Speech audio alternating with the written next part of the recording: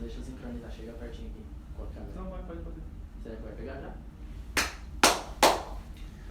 Olá pessoal, estamos aqui agora com o jornalista esportivo Celso Zelt. Vamos fazer uma entrevista. Olá pessoal, estamos aqui agora com o jornalista Celso Zelt. Vamos fazer uma entrevista agora sobre os profissionais da área de comunicação. Eu queria começar perguntando da sua vida pessoal. Em relação, eu li que você até os 15 anos mais ou menos pretendia ser cartunista, né, e tinha como inspiração o Walt Disney. Por que você desistiu desse sonho? É verdade. Tudo bem, pessoal?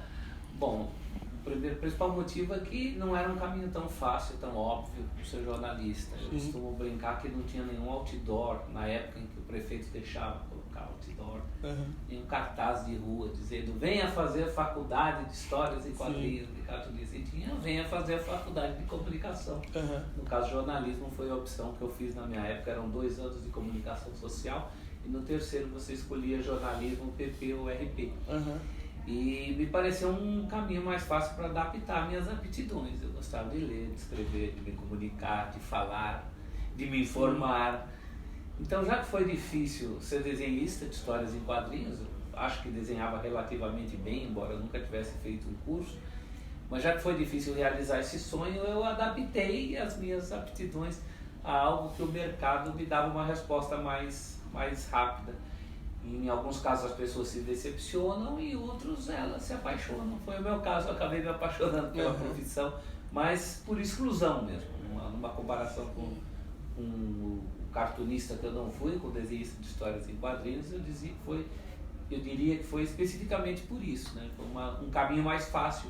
Felizmente me dei bem, pelo menos pessoalmente, do ponto de vista da satisfação pessoal. Eu ia até perguntar se tinha alguma segunda opção, então a sua segunda opção, de certa forma, foi a comunicação social.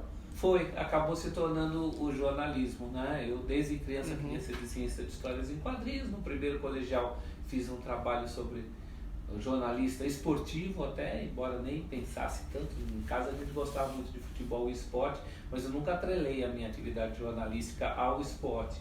Tanto que fiz outras coisas, trabalhei muito tempo na revista Quatro Rodas, fiz até a revista da Associação Brasileira de Leucemia, fiz catálogo de Tupperware.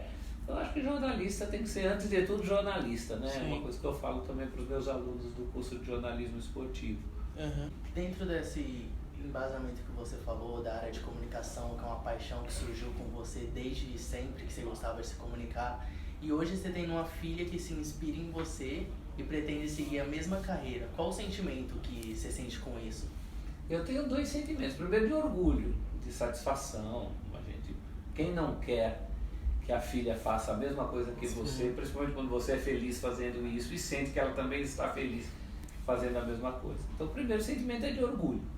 O segundo é de preocupação. Preocupação porque os caminhos da comunicação e propriamente do jornalismo estão muito incertos hoje em dia.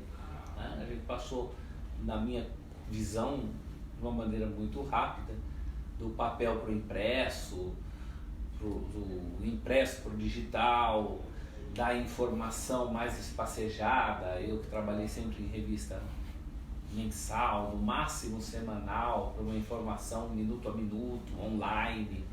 Então essas coisas me preocupam muito. Eu acho que o mercado está demorando para dar alguma resposta para jovens, não só jovens jornalistas, né? Jovens comunicadores, como vocês de publicidade, como o pessoal de RP. O mercado ainda não deu essas respostas. Onde a gente vai colocar tanta gente?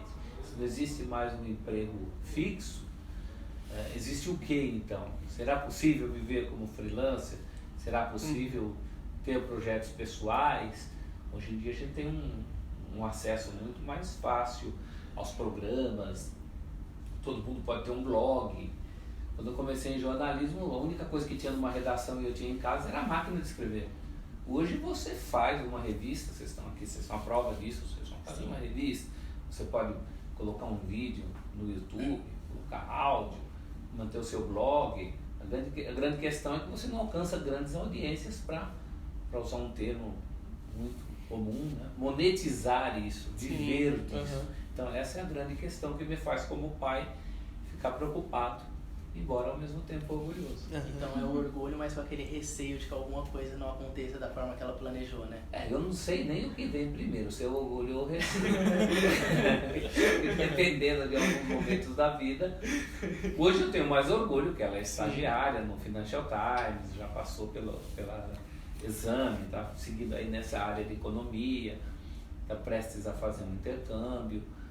Agora, mais pra frente a gente precisa ver, né? Precisa ver se vai ser o suficiente, se a comunicação vai ser realmente aquilo do que ela vai viver profissionalmente. Eu acho que a geração de vocês tem algumas vantagens. A minha geração ainda se via muito obrigada a acertar com um tiro só na agulha. Preciso ser isso, pá! Vocês me parecem mais livres para tentar outras coisas. Se não der certo, faz outro curso, tenta outra coisa a partir do próprio curso que você faz. Tem gente da área de comunicação que fez arquitetura, por exemplo, que era a primeira opção da minha filha. Então eu acho que vocês, como jovens, vocês têm o tempo a favor de vocês. Isso é muito bom, quer dizer, nem que não dê tempo, que não der certo agora, vocês têm tempo para tentar outras coisas. Ainda tem tempo para correr para novas oportunidades. E todo o ambiente conspira a favor, né? Ninguém olha torto uma pessoa que muda de curso, que muda de emprego, que muda de marido, que muda de esposa. Assim, o mundo está muito mais aberto a essas mudanças do que era na minha época, né? Até a minha época. Antes de mim também era assim. A diferença é que durante séculos foi assim. E agora faz dezenas de anos que as coisas mudaram. Então está tudo se acomodando muito. Eu falo muito das placas tectônicas, né? Inclusive em relação às nossas profissões, a comunicação, eu acho que é isso. As placas estão se acomodando. Como isso vai se acomodar, eu não sei. Mas uma hora o mercado tem que dar uma resposta. A gente não pode continuar formando um número tão grande de profissionais por ano e o mercado não absorvê-los de alguma maneira. De alguma forma vai se encaixar, né? Eu acho que sim, pelo menos os melhores, pelo menos os que tiverem mais sorte, pelo menos os que tiverem um caminho mais claro. Isso depende de tantas coisas, de tantos fatores, né? Isso é parecido com o futebol. Tantas coisas fazem um time jogar bem ou ser campeão. Sim. É uma junção de fatores. E qual que era o seu maior sonho quando você começou? Isso você realizou já? E qual o seu sonho para o futuro? Bom, quando eu comecei, eu falei, falei, bom, quero ser jornalista esportivo, mas as coisas acabaram se encaminhando para isso, né? O curso Abril eu fiz na revista Playboy, mas o diretor da Playboy era o Carlos Maranhão, que conhecia o Juca Kfouri, que já me indicou para Placar. Já na faculdade, tinha um professor de rádio, o Márcio Bernardes, ele dava pautas surpresas, assim, podia ser qualquer editoria no dia da prova de rádio. Ele olhava para mim e punha esporte. Um dia eu fui fazer um teste no falecido jornal Notícias Populares, uma sala cheia de estudantes de todas as faculdades. O cara do NP saiu distribuindo pauta para todo mundo, a pauta que caiu na minha mão era do esporte. Então, chegou uma hora que eu parei de reagir contra o esporte. E aí, dentro do esporte, eu sempre pensei em fazer alguma coisa diferente. Eu não queria ser só o repórter de campo, só o locutor, coisa que todo mundo fazia. Então, eu queria ter um pezinho na área cultural, na área histórica, que sempre me interessou muito na área de pesquisa. E que eu percebi que era uma coisa que, mais ainda na minha época, era muito pouco explorada. Então, acabei me especializando nessa área de pesquisa histórica. Eu acho que isso, não sei se é um sonho, mas é uma pretensão que eu posso considerar já realizada. E eu acho que os próximos passos têm que ser na direção do que as pessoas estão consumindo hoje, né? Canal do YouTube, é o próprio aplicativo Almanac do Timão, que é a versão de todos os jogos da história do Corinthians, que eu disponibilizo como aplicativo e que um dia pretendo expandir para os outros grandes clubes brasileiros. Que inclusive o seu filho também participa, né, do aplicativo. O Daniel é quem atualiza, quem manda os notificações, né? Notificações para celular. Quem tem o aplicativo baixado e tem habilitada a função dos pushings, né? Dos avisos, é o Daniel que faz. Mas ele não tem um interesse igual sua filha na área de comunicação, né? Ainda não, ainda é um garoto de 14 para 15 anos, né? Tá se decidindo. Até aí, Carolina também não tinha, até o ano do vestibular, né? Decidiu na última hora, né? Mas eu posso dizer que ele já trabalha comigo, ele pode ser considerado um menor aprendiz. E você, quando começou já nessa carreira de jornalista, você já teve alguma dúvida se era isso mesmo que queria ou desde o começo teve certeza e focou nisso? Teve uma vez na vida que eu fiquei, 2 vezes na vida. Uma vez num jogo Santos e Vasco na Vila Belmiro, eu já trabalhava como repórter da Placar. E uma chuva danada, eu perdi meu sapato no gramado da Vila, tão encharcado que ele ficou. Eu fui lá entrevistar o Serginho Chulapa, e o Serginho Chulapa não me dava bola. Falava, espera um pouco aí, não sei quem, acabou não falando comigo. Aquele dia eu fiquei pensando, até porque eu tinha começado o curso de História na USP. Aquele dia eu falei, não quero mais esse negócio de cachorro tomando chuva, o cara ficar falando para eu esperar um pouco e não falar comigo. É melhor fazer meu curso de História do que fazer isso aqui. Mas aí acabei tendo a proposta para ser repórter efetivado na revista Ação, que substituía a Placar, acabei parando o curso de História. E outra vez numa matéria sobre golfe também, para a revista Ação da Abril. E, na verdade não havia matéria, me mandaram lá num lugar para acompanhar um senhor que jogava golfe, o cara jogava a bolinha lá na frente, olhava para mim, olhava para ele, a gente caminhava atrás da bolinha, jogava de novo. Eu falava, não tenho o que escrever sobre isso aqui. Foram 2 vezes muito pontuais que eu me irritei com o jornalismo, assim, que eu pensei, não quero fazer isso. Mas fora essas, as outras 998 mil vezes eu me senti muito bem, como me sinto até hoje. E qual o segredo de ter essa flexibilidade em todas as áreas que você atua? No caso que você já fez, tanto de revistas, você já atuou como revistas de esporte de carros, esporte em geral, você já conseguiu... Saúde, né? Saúde, várias áreas que você já atuou. Como é que você lida com essas mudanças que surgem? O principal segredo é a necessidade. Eu tenho contas para pagar. Eu estou para pagar 3 filhos, isso ajuda muito. Sim. Da flexibilidade. Né? Uma outra coisa é que eu sempre fui consumidor de tudo isso, né? Consumidor de televisão, consumidor de revista, mais recentemente consumidor aí dos meios digitais, internet, até consumidor de aplicativo. Eu sou hoje por força de quem faz aplicativo. Então eu acho que se eu fosse apontar o segredo é sempre pensar em quem está recebendo. Porque principalmente no que diz respeito ao futebol, eu sempre fui um consumidor disso. Então eu procuro adequar a linguagem da pessoa que gosta disso, né, a esse público. Eu sempre me imagino no lugar da pessoa para quem eu estou produzindo, escrevendo, falando, postando. Então... E não o contrário, né? Nunca pensei em fazer uma revista para mim, porque senão ninguém mais comprava, só eu, o PVC e o Mauro Betti. Né? Um programa para mim, ou uma postagem para mim. Não, estou falando para os outros. Sim, tem que se adequar ao que o público pede também. Né? Sem também fazer concessões babacas, né? Isso está muito fácil hoje em dia, essa coisa do clique fácil, de que ninguém lê e só vê vídeo. Sou muito a favor disso. Eu acho que as pessoas, aprendi na Editora Abril, com um grande jornalista, diretor da Editora Abril, né, que era o Tomás Souto Correia, o Tomás Souto Correia. Ele sempre dizia que o leitor de revistas precisa não só do que ele quer, mas daquilo que ele nem desconfia que quer, mas que é importante para ele e que cabe a gente oferecer. Sim. Então muita gente descobre coisas através da comunicação. Numa revista, num jornal, tem um primeiro contato, faz até a sua opção por trabalhar com isso. É uma missão nossa. Então a gente tem que estar atento para isso também. Surpreender o público, além de dar o que ele quer. Eu acho que a internet, os meios digitais hoje em dia estão muito preocupados em dar o que o público quer e menos em dar o que o público precisa. Tem certas coisas que você precisa e às vezes nem sabe que precisa por puro desconhecimento. Então cabe a gente, como profissional de comunicação, também oferecer isso.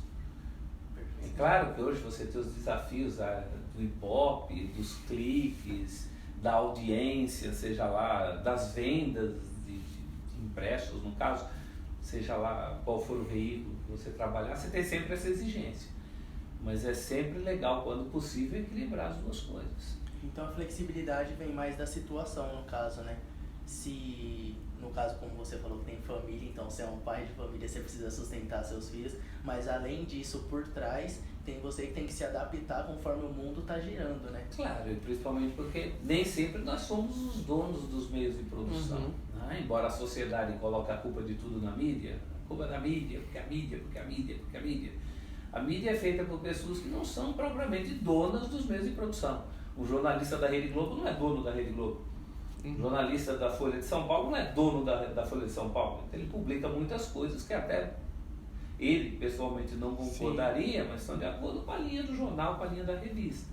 A não ser que você seja dono do seu blog, do seu canal no YouTube. Aí sim você é dono de todo o conteúdo que coloca. Então essa flexibilidade também tem muito a ver com isso, né? A ver com as oportunidades que o mercado te oferece. Às vezes tem até programas que às vezes as pessoas todas concordam entre si, mas para gerar um conteúdo elas às vezes têm que dar uma opinião diferente para poder render mais assunto, né? Eu não gosto disso. Eu acho essa coisa orquestrada muito artificial. Acho que uma hora o público percebe isso, desconfia. Não é espontâneo, né? Fica não é muito fake, né? Fica muito falso. Uma das diferenças aqui na ESPN é que a gente nunca é pautado para ter mais ou menos polêmica.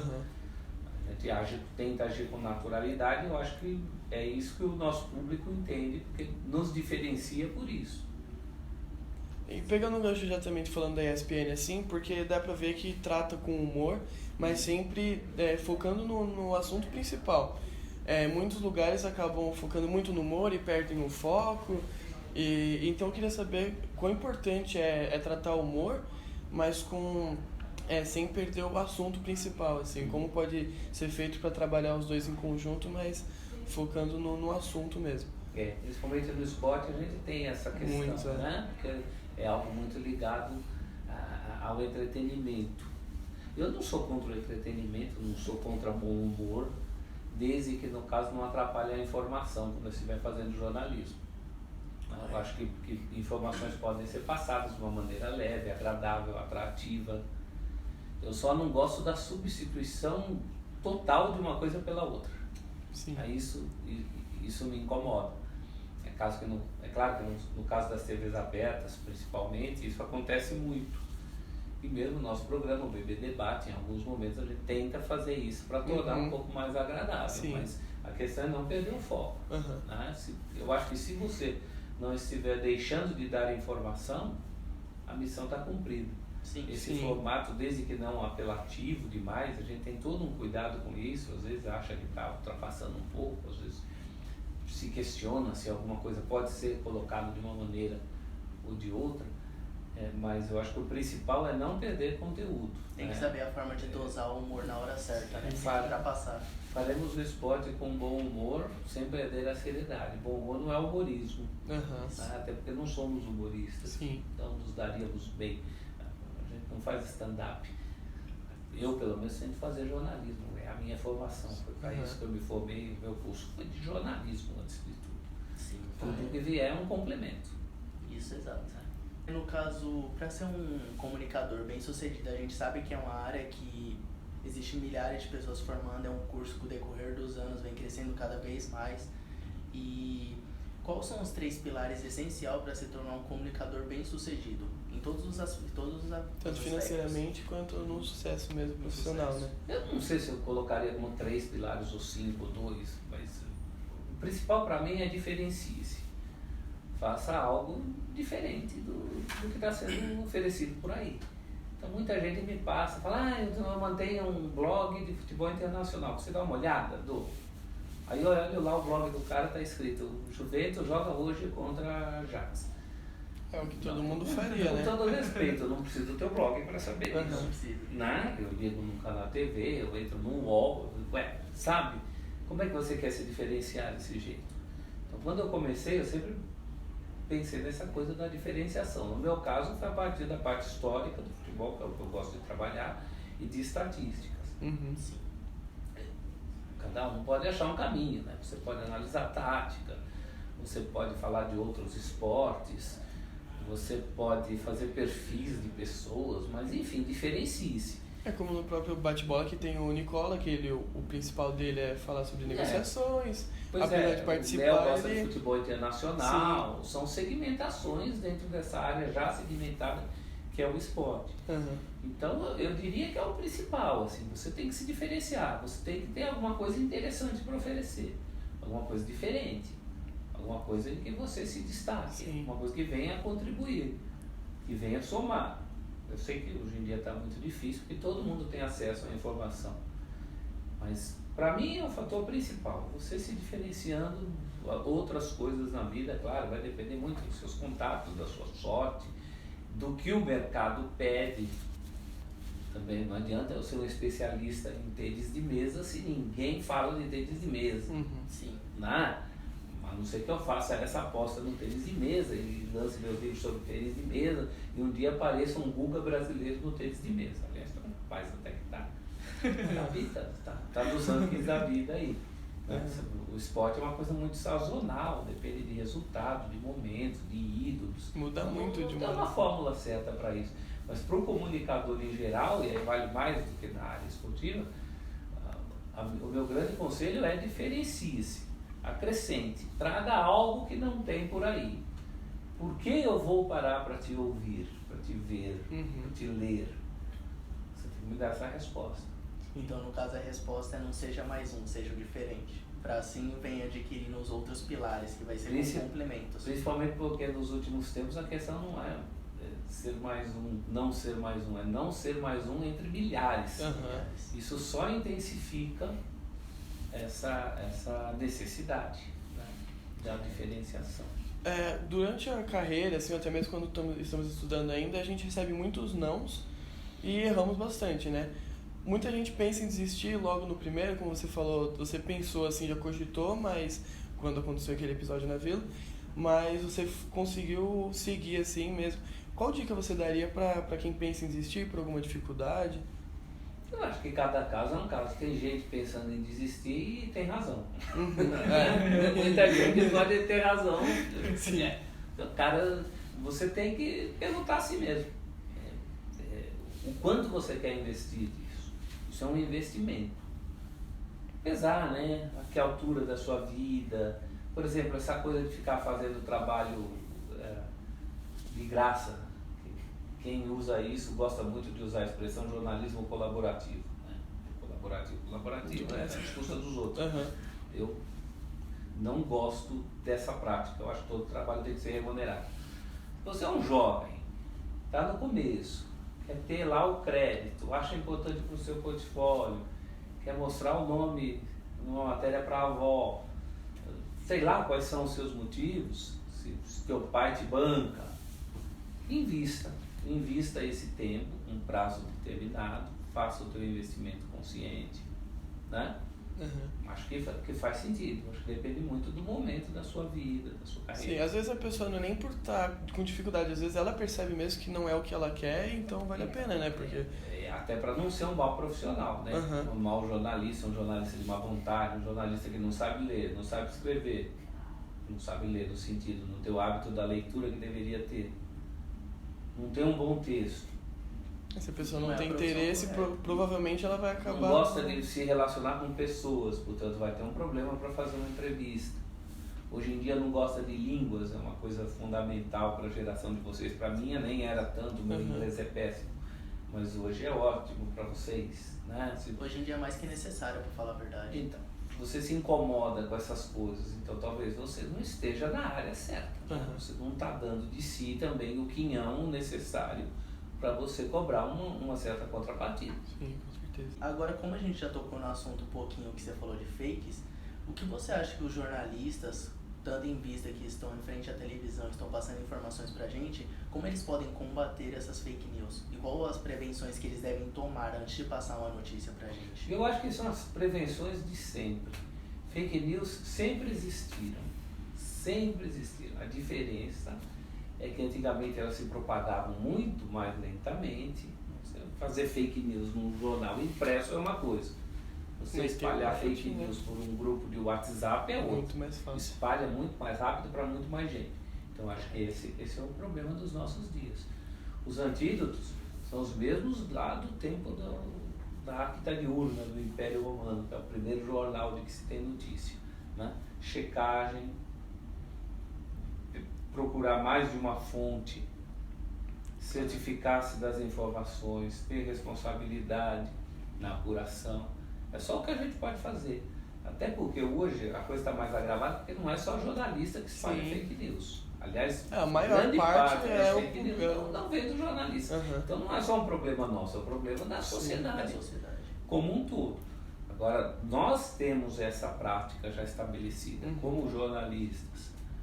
É o máximo que a gente pode fazer. Sim. O problema é que muitas vezes as pessoas não têm interesse, veem só o título, alguma coisa assim da notícia, e já passam pra frente sem nem abrir a notícia, ver o que é, porque muitas vezes o título tá meio subentendido, com outro sentido. Tem a ver também com a desvalorização do trabalho do jornalista e do profissional de comunicação. Porque hoje em dia todo mundo se acha jornalista, né? Se acha jornalista do lado mais fácil de ser jornalista, porque ser jornalista é só sentar e escrever o que está na sua cabeça, e não é isso. Ser jornalista não é um trabalho danado, você tem que apurar, você tem que ir atrás das pessoas, convencer as pessoas a sentarem num lugar para falar com você, né? Essa é a parte que ninguém vê do jornalismo. Todo mundo acha, não precisa mais de diploma de jornalista, então você é jornalista. Eu que sou advogado, sou engenheiro, eu tenho um texto péssimo, cheio de data vênias e ora vamos, ninguém aguenta ler aquilo. Né? E o cara acha que é o melhor texto do mundo. Postou no blog e tá tudo certo. É só porque se torna público, publicar no sentido de tornar público, acha que ganhou dinheiro. Não é assim. Correto. Você falou de publicar agora, você já publicou alguns livros, né? E você pretende ainda publicar mais? Está escrevendo algum, já pretende publicar? Os livros são uma coisa muito complicada, porque as editoras estão se retraindo, né? Os pontos de venda de livros estão fechando, as pessoas também não leem. No Brasil já nunca leram muito, agora está se lendo menos ainda, o impresso. Tem esse problema do papel, da impressão, da distribuição, enfim, livro não dá dinheiro. Então as editoras estão muito retraídas. Ideias de livro eu gosto de fazer quando sou procurado pelas editoras.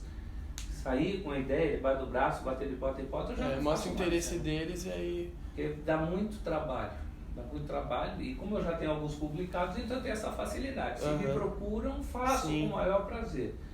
Mas assim, na ponta do lápis, o trabalho que dá fazer um livro não compensa. Você não tem um retorno financeiro, eu nem digo do financeiro, mas do tempo que você investe, que deixa de estar com a sua família.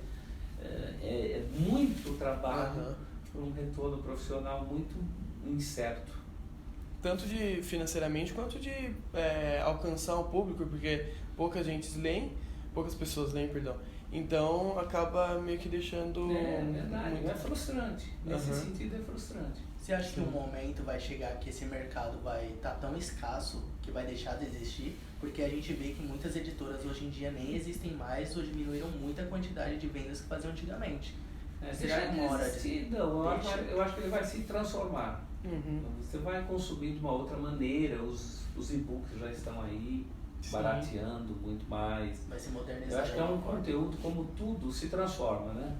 Quando chegou a televisão, falaram, agora o rádio morre. O rádio está aí até hoje. Né? Quando chegou a televisão, falaram, agora não tem mais cinema. Para que as pessoas vão no cinema? O cinema está aí até hoje. Só que está diferente, né? O rádio não é o rádio do tempo do meu avô, do meu pai, que tinha novela no rádio, que tinha programa de auditório no rádio. Isso tudo foi para a televisão. O rádio passou a fazer outra coisa, prestação de serviço. Então eu não acredito que nada acabe, mas se transforma. Acho que uma das coisas que vai se transformar é essa coisa do hábito da leitura. Então, simplesmente vai mudar para outra plataforma. Correto. As mídias tradicionais, então, tendem a usar um pouco mais o avanço da modernização da comunicação e não ficar escasso, vamos dizer assim, em relação a novas formas de mídia. Elas vão ser outras coisas para poucos, mesmo o próprio livro impresso para ter ali na parede, né? Você vai continuar tendo livros, só não do jeito que é hoje, né? Porque o negócio, a conta não tá fechando. Então você vai fazer coisas para poucos e interessados, e hoje em dia também com as redes sociais está muito mais fácil você encontrar quem são e onde estão esses interessados. Perfeito. Aí, para encerrar aqui, a gente queria pedir agora uma mensagem que você deixaria para o Celso do passado. Para o Celso do passado? Vai em frente que vale a pena. Vai em frente que vai dar... Fique tranquilo, no fim, tudo vai dar certo. Pelo menos certo, dentro das expectativas modestas que eu sempre cultivei. Nunca fui daqueles que, quando eu tenho um emprego no Jornal do Bairro, sonha com a Rede Globo, quando está na Rede Globo, sonha com o New York Times, quando está no New York Times, sonha com a Gazeta de Marte. Para mim sempre foi uma grande curtição, tudo foi uma grande curtição. Quando eu entrevistava o Pelé, eu ficava pensando assim, será que ele sabe que eu sou só o neto da Dona Irma? Então, quando você pensa assim, tudo que vem é muito legal, você manter um nível de expectativa baixo. Então, como esse Celso do passado aí não era um cara assim tão ambicioso, eu posso falar com segurança para ele que vai dar tudo certo dentro das expectativas que ele tem. Milionário você não vai ficar. Então, legal, um grande abraço para vocês, sorte, sucesso. Gostaria de agradecer também a quem assistiu aqui. Se puder se inscrever no canal, deixar o like aqui, compartilhar com os amigos. E é isso, obrigado. Isso é importante. Inscreva-se no canal. Aí, ó, tá ouvindo? Ordem do céu. Aprendi isso. Inscreva-se no canal. Isso é importante. Deixa seu like. Valeu, gente. Obrigado, gente. Deixe seu like. Compartilhe.